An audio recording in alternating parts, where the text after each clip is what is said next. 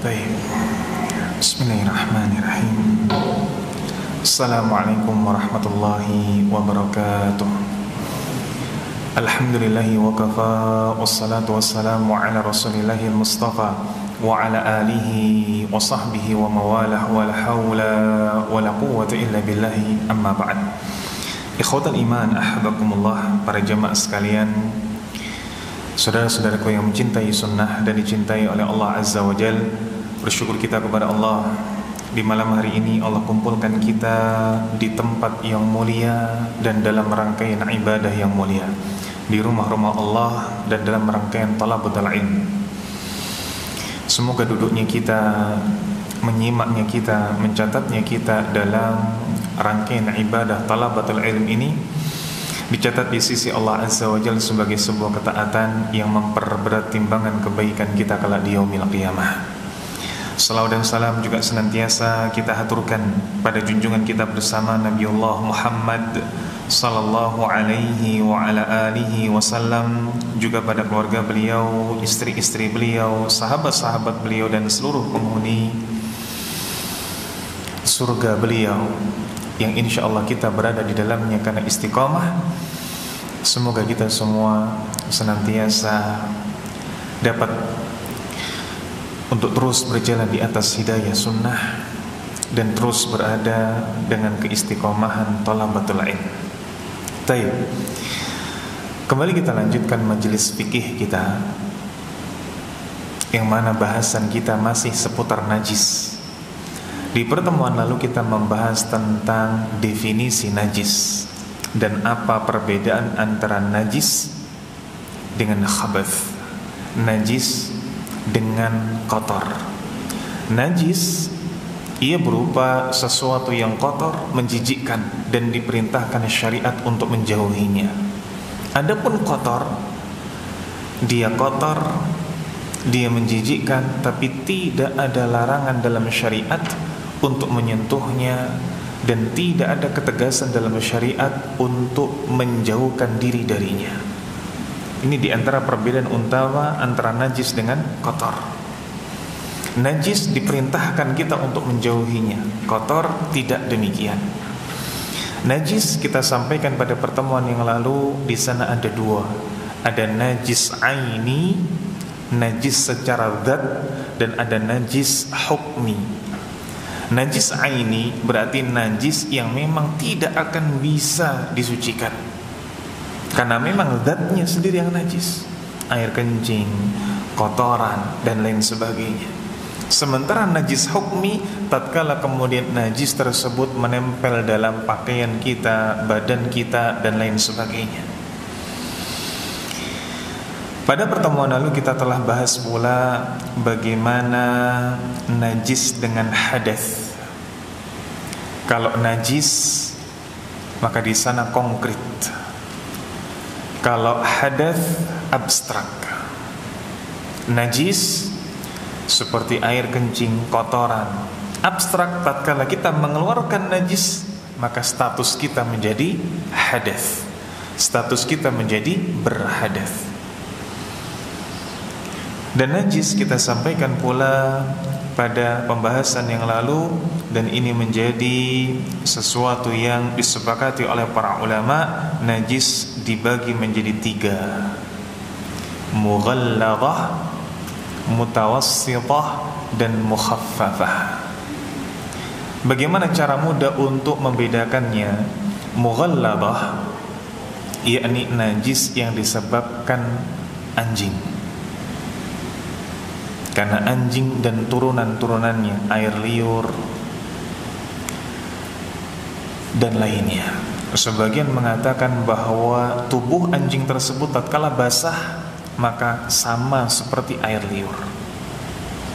Ada di sana najis mukhaffafah. Bagaimana najis mukhaffafah? Yakni najis dari air kencing anak laki-laki yang belum MPASI, yang belum makan makanan pendamping ASI. Adapun sisanya yakni najis mutawassithah, adalah najis selain kedua hal yang kita sebutkan.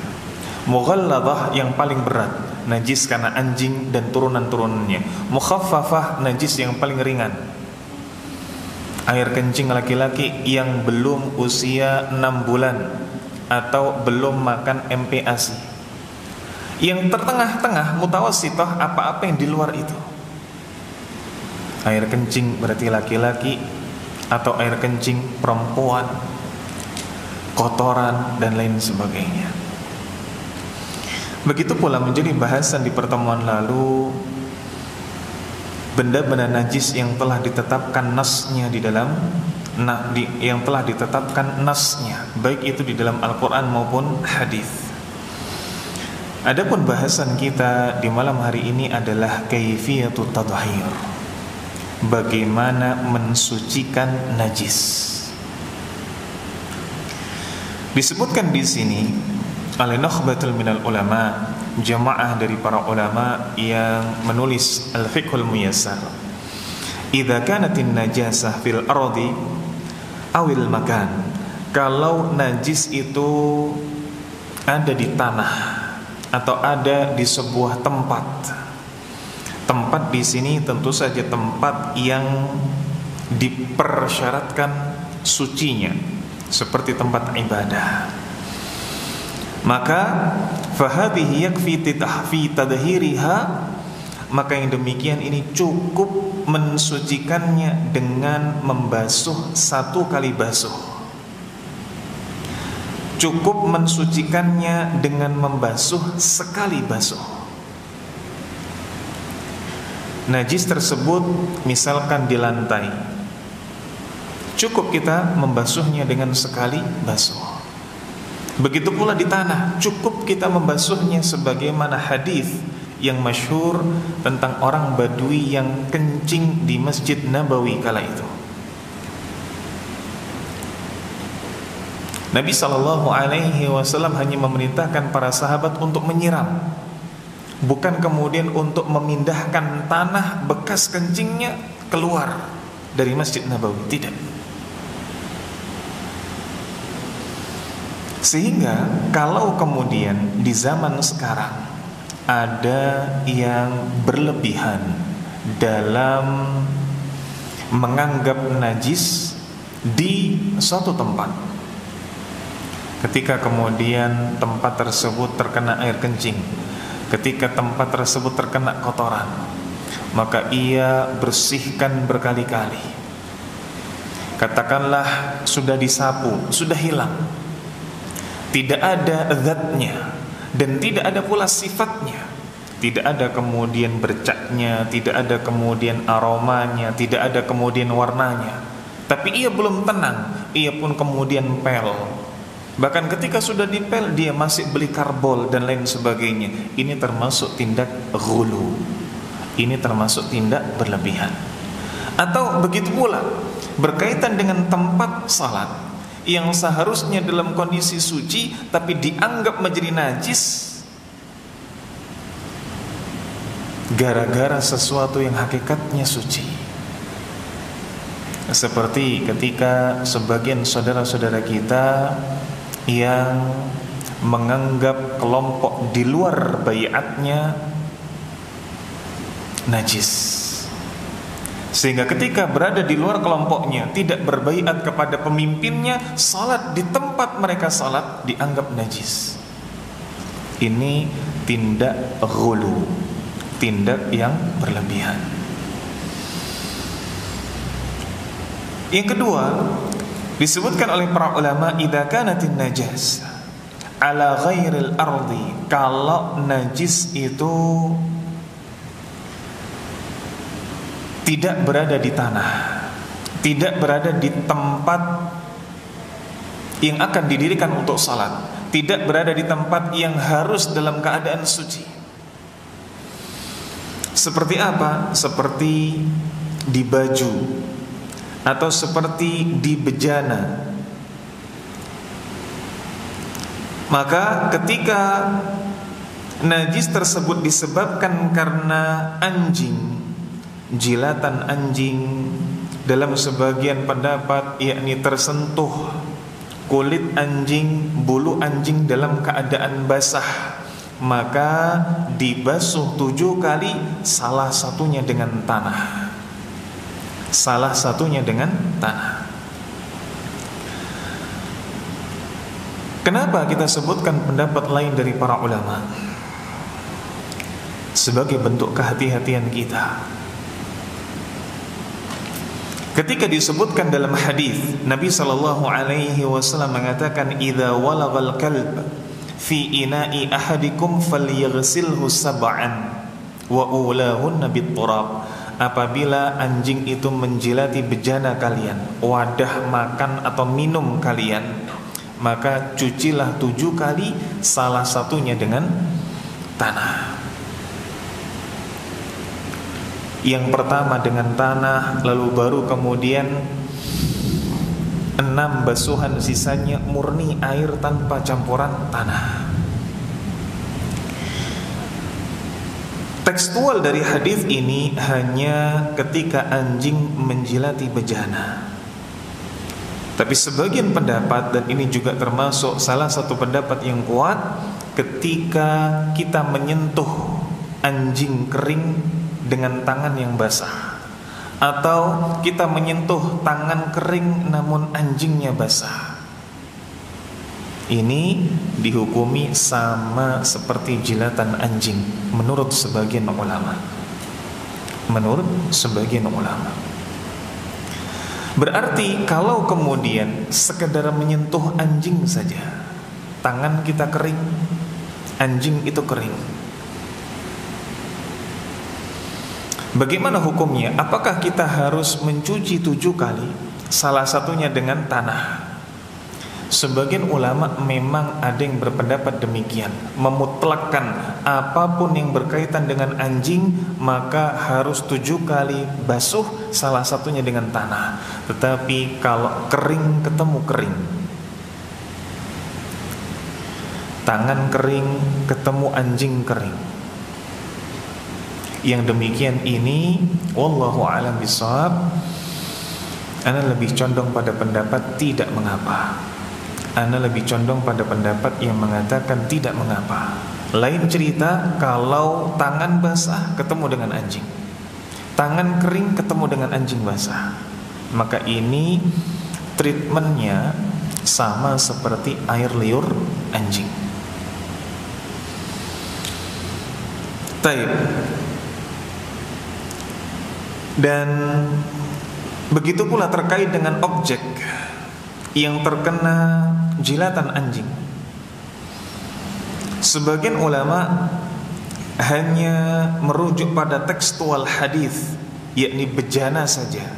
Sementara kalau di sana anjing menjilati sepatu, anjing menjilati sandal, celana dan lain sebagainya, tidak. Namun wallahu a'lam bishawab, pendapat yang mengatakan bahwa disebutkannya ina, disebutkannya bejana dalam tekstual hadis, dalam tekstual hadis bisa dikiaskan. Kalau pada bejana syariat menetapkan 7 kali basuh, begitu pula dalam hal yang lain. Seperti ketika anjing menjilati celana, menjilati pakaian dan lain sebagainya, maka treatmentnya sama, yakni 7 kali basuh, salah satunya dengan tanah. Disebutkan di sini, wa amma najasatul khinzir, adapun najis dari babi, fasahih annaha kasairin najasat yakfi ghaslaha marrah wahidah. Menurut pendapat yang sahih, maka cara untuk mensucikannya sama seperti najis-najis yang lain, sama seperti najis-najis yang lain. Ketika para ulama menyebutkan seperti najis-najis yang lain, maka kembalinya seperti najis mutawassithah. Ini perlu digarisbawah. Ketika para ulama menyebutkan seperti najis-najis yang lain, maka jangan kemudian dimaknai najis mughalladhah atau najis mukhaffafah, najis mutawassithah. Sehingga cukup dibasuh sekali saja. Yang penting apa? Yang penting ainun najasah hilang, zat najisnya hilang. Kalau di sana terkena kotoran babi, kotoran babinya hilang. Kalau di sana terkena liur babi, liur babinya hilang. Yang penting ainun najasnya hilang. Baik. Begitu pula wa in kanat najasah minal bauli wal ghaid wad dammi wa nahwiha.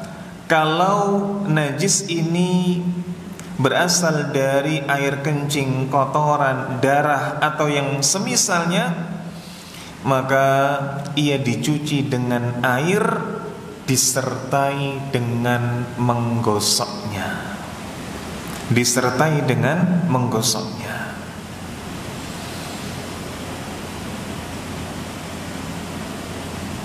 Kenapa demikian?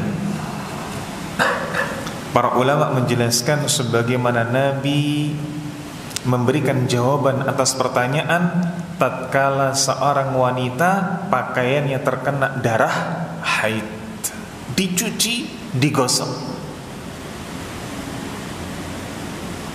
Begitu pula ketika terkena kotoran, terkena darah yang najis, darah yang masfuh, terpancar dari sembelihan, maka dicuci dan digosok. Sampai bagaimana? Sama seperti najis-najis lainnya, sampai ainun najasah, sampai najis zatnya hilang. Tapi kalau tidak bisa hilang bagaimana? Karena ada kotoran yang nempel sekali di serat kain, ada darah yang nempel sekali di serat kain. Inilah pentingnya menggosok. Kalau sudah digosok dan masih tetap ada bekasnya, tidak ada masalah. Kalau sudah digosok tapi mungkin masih ada yang ngetel kalau bahasa Jawanya, jangget kalau bahasa Jawanya, ya sudah, tidak ada masalah. Tidak ada masalah. Dan disebutkan pula di sini wa yakfi fi tadhhiril baulil ghulam alladhi lam ya'kul at-ta'am an-nadh. Cukup dipercikkan air bagi najis air kencing yang belum makan makanan selain ASI. Sebagaimana sabda Nabi sallallahu alaihi wasallam, yughsalu minal baulil jariyah wa yundahu minal baulil ghulam. Air kencing anak perempuan ini dicuci, yakni dihilangkan, entah itu ia masih baru lahir atau sudah 6 bulan ke atas. Adapun kencing bayi laki-laki dipercikkan saja ketika belum MPASI.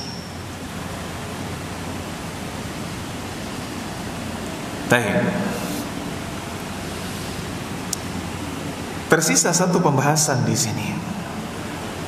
Bagaimana tentang kulit bangkai? Bagaimana tentang kulit bangkai? Menjadi bahasan kita di pertemuan lalu bahwa bangkai ini najis atau tidak? Bangkai ini najis atau tidak? Najis. Apa pengertian bangkai yang kita jelaskan pada pertemuan lalu? Hewan yang tidak disembelih secara syar'i atau tidak diburu secara syar'i. Disembelih berarti tatkala ia menyembelih mengucapkan bismillah Allahu akbar, tatkala berburu maka dia tidak melepaskan buruan dengan mengucapkan bismillah Allahu akbar. Matinya disebut bangkai. Dan ini najis.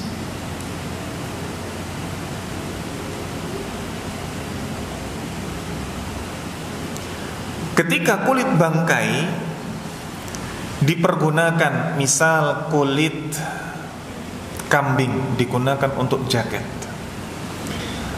kulit sapi digunakan mungkin untuk hiasan dan lain sebagainya.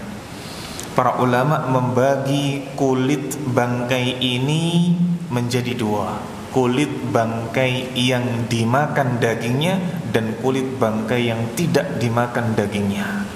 Kulit bangkai yang dimakan dagingnya, Nabi SAW mengatakan, ayyuma ihabin dubigha faqad tahura. Kulit apapun yang ia disamak, dikeringkan, maka dia suci. Ini maksudnya kulit dari binatang yang dimakan. Berarti kulit kambing, kulit sapi ini kalau sudah disamak, dikeringkan, dihilangi dagingnya, dihilangi lemaknya, lalu kemudian di zaman sekarang ada cairan-cairan kimia, dikeringkan, maka suci. Maka suci. Kalau tidak demikian, baru bermasalah. Adapun kulit dari hewan yang tidak dimakan, disamak berapa kali pun tetap najis. Contoh, ketika kemudian di sana ada kulit buaya digunakan untuk tas, pernah muncul di beranda bagaimana sabuk, baik itu bagi laki-laki, baik itu bagi perempuan, berasal dari kulit buaya, harganya seharga motor. Maka ini uang mahal yang dia keluarkan, hanya mungkin nilai estetik yang ia dapatkan, tapi tidak bisa dipakai bagi seorang muslim. Kenapa? Najis. Bagi yang menganggap buaya adalah apa? Hewan darat. Karena pembahasan tentang buaya sendiri di dalam syariat ada silang pendapat di kalangan para ulama. Kalau ia tergolong hewan darat, maka apa? Boleh dimakan atau tidak? Tidak boleh, bertaring. Tapi kalau ia dikategorikan sebagai hewan air, maka boleh dimakan. Kalau berpendapat dengan buaya adalah kulit hewan yang boleh dimakan, karena ia hewan laut, hewan air, maka silahkan, tidak ada masalah. Tapi kalau kita berpegang pada pendapat bahwa buaya ini hewan darat, bukan hewan air, maka jelas najis, tidak boleh dimakan. Baik.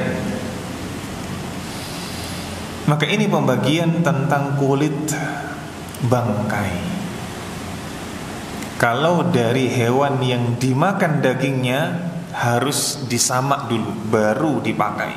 Tapi kalau kulit dari hewan yang tidak dimakan, disamak berapa kali pun tetap najis. Maka antum kalau diberi sama orang, kolektor misalkan, apa? Diberikan hiasan dinding kulit harimau, atau diberikan apa? Permadani dari kulit apa?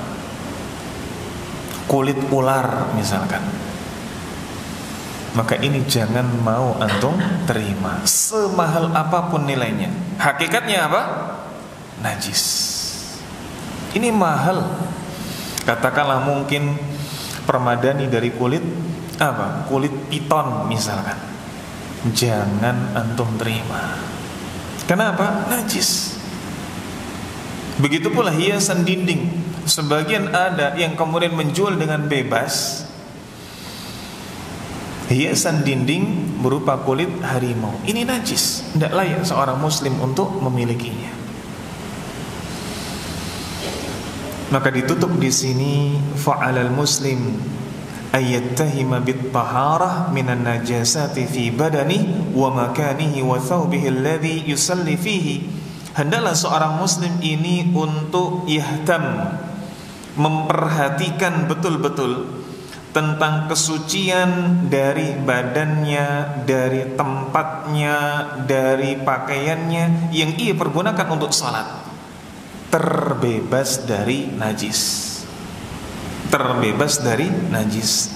Li'annaha syartun li sihhatis salah, karena bersih dari najis adalah syarat sahnya salat. Baik. Ikhwatal iman ahabakumullah. Alhamdulillah, selesai kita dari bahasan najis. Mulai definisi, mulai macam-macam najis, mulai bagaimana syariat dengan nas-nas yang tegas membahas najis-najis yang ada dan tata cara mensucikannya. Bahasan berikutnya adalah fil haidi wan nifasi fil insan. Pembahasan tentang haid dan nifas yang dialami oleh manusia. Apakah ada haid dan nifas yang dialami oleh hewan? Apakah ada haid dan nifas yang dialami oleh hewan? Wallahu a'lam bishawab. Kalaupun ada, maka bukan menjadi perhatian kita. Kalaupun ada, bukan menjadi perhatian kita, karena mereka bukan mukallaf. Baik. Apa itu haid? Haid secara bahasa adalah sesuatu yang mengalir. Ini disebut haid. Adapun haid secara syar'i adalah damut tabi'ah, darah yang sifatnya itu tabiat, darah yang sifatnya itu manusiawi, keluar dari dasar rahim di waktu-waktu tertentu bagi wanita yang sehat. Berarti bukan disebabkan oleh penyakit. Karena kalau disebabkan oleh penyakit, namanya istihadah. Namanya istihadah. Adapun nifas, yakni damun yakhruju minal mar'ah indal wiladah, darah yang keluar dari rahim wanita disebabkan persalinan. Disebabkan persalinan. Nah, kalau kita lihat pada kitab-kitab fikih yang lebih dalam, maka lafal indal wiladah, pada saat persalinan ini akan dirinci lagi. Darah yang keluar ini mendekati persalinan atau jauh dari persalinan. Ada seorang wanita yang mungkin dengan hamil di usia tuanya, hamil di trimester ketiganya, keluar dari dasar rahimnya darah. Dia mengira bahwa ini sudah mulai proses persalinan, hitungan jam. Tapi biidznillah, qadarullah, ia baru melahirkan selang 3 hari kemudian. Selang 3 hari kemudian. Padahal ketika awal dia keluar darah, dia sudah tidak salat. Maka menurut pendapat yang sahih, ia harus mengqadha salat. Ia harus mengqadha salat. Lain cerita ketika darah yang keluar indal wiladah, ketika proses persalinan ini dalam hitungan sehari. Dan ini pendapat yang kuat.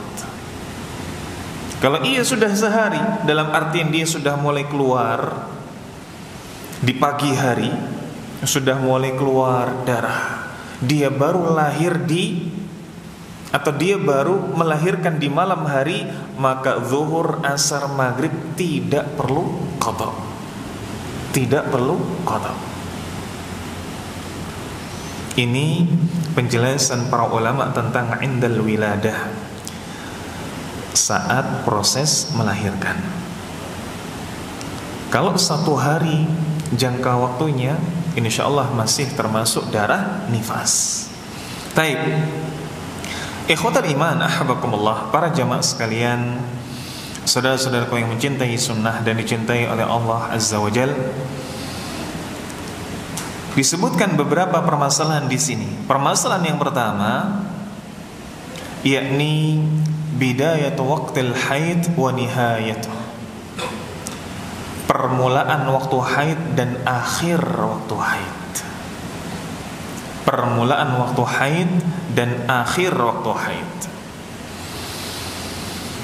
Disebutkan di sini, la haidha qabla tamami tis'i sinin. Tidak ada haid sebelum genap 9 tahun. Tidak ada haid bagi wanita yang belum mencapai usia 9 tahun. Li'annahu lam yathbut fil wujud limra'atin haid qabla dhalik, karena tidak ada riwayat yang sahih, tidak ada bukti nyata menurut para ulama adanya seorang wanita yang haid sebelum 9 tahun. Namun ketika ini kita nisbatkan kepada perkataan para ulama, kita bisa katakan alal aghlab, ini secara umum saja. Kalaupun di sana ada wanita atau gadis yang haid di usia 8 tahun, di usia 7 tahun, 1001, jarang sekali. Apakah para ulama memiliki dasar? Iya. Para ulama yang mengatakan tidaklah seorang ini bisa haid bagi wanita melainkan sudah berusia 9 tahun, berlandaskan perkataan dari Aisyah radhiyallahu anha. Beliau mengatakan, idza balagatil jariyatu tis'a sinin fahiya imra'atun. Kalau anak perempuan sudah usia 9 tahun bisa dikatakan sebagai wanita dewasa. Maksudnya wanita yang sudah haid. Ini tentang apa? Tentang permulaan haid. Adapun akhir haid disebutkan di sini, la haidha ba'da 50 sanah, tidak ada haid setelah 50 tahun. Dan ketika dikatakan oleh para ulama tidak ada haid setelah 50 tahun, sama, ini pun juga alal aghlab, secara umum, secara mayoritas. Kalaupun ada yang masih haid di usia 51, 52, 1001, jarang. Dan para ulama pun juga berpendapat dan berdasarkan dari perkataan Aisyah radhiyallahu anha, beliau mengatakan, idza balagatil mar'atu 50 sanah kharajat min haddil haid. Apabila wanita ini sudah lewat 50 tahun, dia sudah lewat dari batasan haid. Karenanya, ikhwatal iman ahabbakumullah, disebutkan oleh sebagian ulama kisah yang masyhur yang terjadi di Mesir kala itu. Terjadi di Mesir kala itu menimpa seorang gadis cilik, di mana ia telah berstatus menjadi jiddah, menjadi nenek di usia 21 tahun. Seorang wanita berusia 21 tahun, statusnya jiddah, statusnya nenek. Bagaimana? Dia haid di usia 9 tahun, maka dinikahkan oleh orang tuanya. Dinikahkan oleh orang tuanya. Di usia 10 tahun dia hamil dan dia memiliki anak.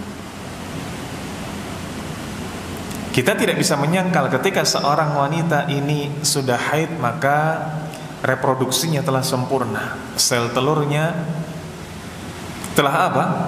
Telah sempurna. Maka ketika di usia 10 tahun dia memiliki anak, dan anak ini terus beranjak dewasa sampai usia 9 tahun, maka sang anak pun haid sebagaimana dulu ibunya haid. Anak usia 9 tahun, ibunya usia berapa? Ibunya usia berapa? 19 tahun. Ketika anak di usia 9 tahun ini haid, dinikahkan oleh orang tuanya. Di usia 20, sang anak tersebut hamil dan melahirkan. Maka jadilah ketika wanita pertama berusia 21 tahun, ia wanita yang telah memiliki cucu. Nah, kalah mahasiswi FE UII ini, Masya Allah. 21 tahun antum yang di sini yang masih bujang belum berani ngelamar. Sementara apa? Sementara dulu di Mesir terjadi 21 tahun sudah berupa jiddah, sudah jadi nenek. Nah, ini adalah sesuatu yang masyhur dalam beberapa kitab para ulama tentang apa yang pernah terjadi. Seorang gadis di usia 21 tahun di negeri Mesir telah berstatus menjadi nenek. Baik. Ikhwatal iman, ahbakumullah, para jamaah sekalian, saudara-saudaraku yang mencintai sunnah dan dicintai oleh Allah Azza wa Jalla, ini mungkin yang bisa kita sampaikan pada kesempatan di malam hari ini, yakni menyelesaikan bahasan tentang najis dan mengawali bahasan tentang haid serta nifas. Baik, wallahu a'lam bishawab. Kalau ada pertanyaan, tafadhal. Ada pertanyaan?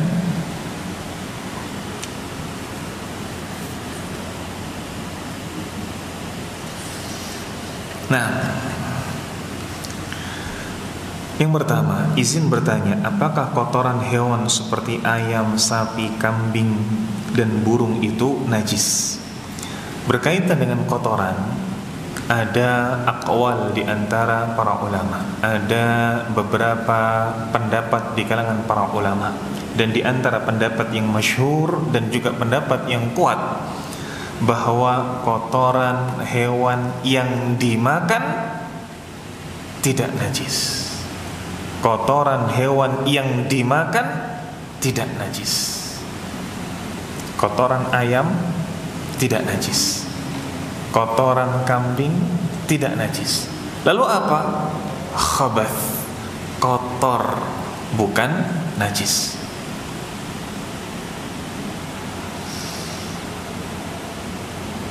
Baik. Wallahu a'lam bishawab. Pertanyaan yang kedua, apakah membersihkan najis seperti air kencing yang tertetes di lantai dengan mengelapnya dengan kain basah sudah cukup dan dianggap lantai tersebut suci?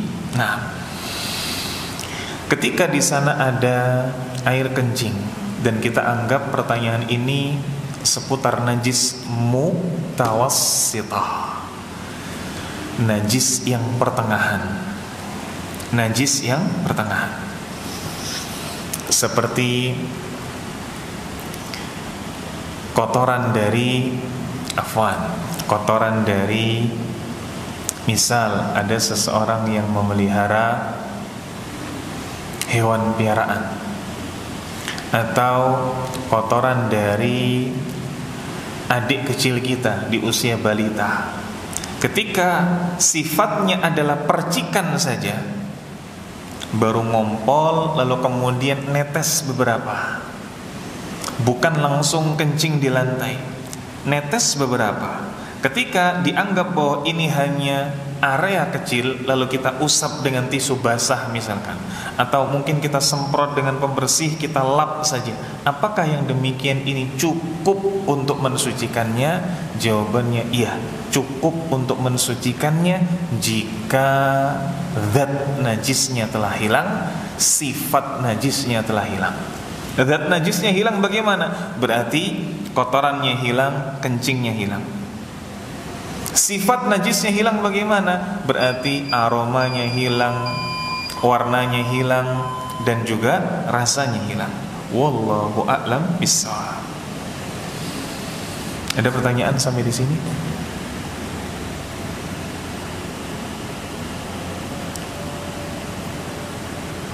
Mafhum? Baik. Nah, fadhal.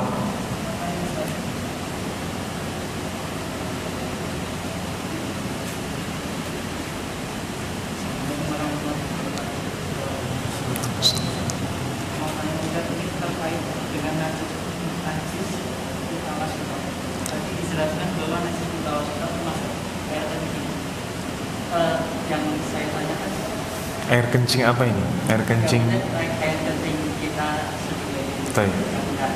Nah, yang saya tanyakan, apabila keluar sperma itu kan sumbernya sama, di apa namanya, keluarnya di satu sumber, itu apakah termasuk najis? baik. Terus kalau misalnya ya itu najis, bagaimana cara? Ya misalnya kayak kita lagi berpergian, berbeda cuma bawa sarana hukum ya, apakah itu tidak apa dibangun sholat misalnya? Nah, Masya Allah. Alhamdulillah wassalatu wassalamu ala rasulillah wa ala alihi wa sahbihi wa mawalah wa la hawla wa la quwwata illa billah. Sebelum ana jawab, maka ana sarankan dengan hati yang terdalam untuk rajin hadir di majelis ini, karena apa yang antum sampaikan sudah kita bahas di pertemuan lalu, bahwa hukum najis mutawassitah seperti apa? Air kencing kalau dihubungkan dengan sperma, ini sesuatu yang la alaqata laha, tidak ada hubungan sama sekali, walaupun berasal dari apa? Walaupun berasal dari tempat keluar yang sama. Karena hukum sperma secara zat suci, bukan najis. Hukum sperma, air mani, secara zat suci, berbeda dengan air seni. Berbeda dengan air seni. Air seni manusia, air kencing kita najis. Walaupun tadi kita sudah sampaikan, kalau itu air kencing atau kotoran hewan yang halal dimakan, menurut pendapat yang kuat jumhur ulama di antaranya Malikiyah dan Hambali, pendapatnya tidak najis. Seperti air kencing atau mungkin kotoran sapi, ayam, kambing, ini menurut jumhur Maliki dan Hambali ini tidak najis, tapi manusia najis. Nah, kalau kemudian air kencing manusia najis, sementara sperma yang tempat keluarnya sama, apakah najis? Tidak. Sperma ini suci. Sperma ini yang membuat kita berhadas karena keluarnya, bukan zatnya. Ketika kita keluar, yakni sperma tersebut, kita menjadi berhadas, tapi zat spermanya suci. Karena tidaklah mungkin manusia ini, ketika Nabi SAW mengatakan innal muslim la yanjus, sejatinya seorang muslim itu tidak najis. Ketika dihukumi kita sesama ini tidak najis, suci, apakah mungkin bersumber dari sesuatu yang najis? Tidak mungkin. Sperma itu suci. Nah, adapun hal yang biasa keluar sebelum sperma, apa kemarin? Madhi atau wadi? Madhi, ma yakhruju qoblal mani, apa-apa yang keluar sebelum mani, ini baru najis. Nah, wallahu a'lam bissawab. Nah, ada pertanyaan lain? Cukup? Baik. Kalau tidak ada, maka anak akhiri. Atas banyak sekali kurangnya dan sedikit lebihnya anak mohon maaf. Wassallallahu ala nabiyyina wa ala alihi wa sahbihi wa mawalah. Akhiru kalam wa akhiru da'wana anil hamdulillah. Summa assalamu alaikum warahmatullahi wabarakatuh.